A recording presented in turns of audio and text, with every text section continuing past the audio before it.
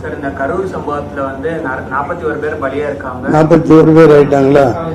இதை வந்து நிறைய பேர் அரசியல் ஆக்குறாங்கன்னு சொல்றாங்க. இது எப்படி சார்? என்ன வெங்காய அரசியல் ஆக்குறது உண்மை தானே.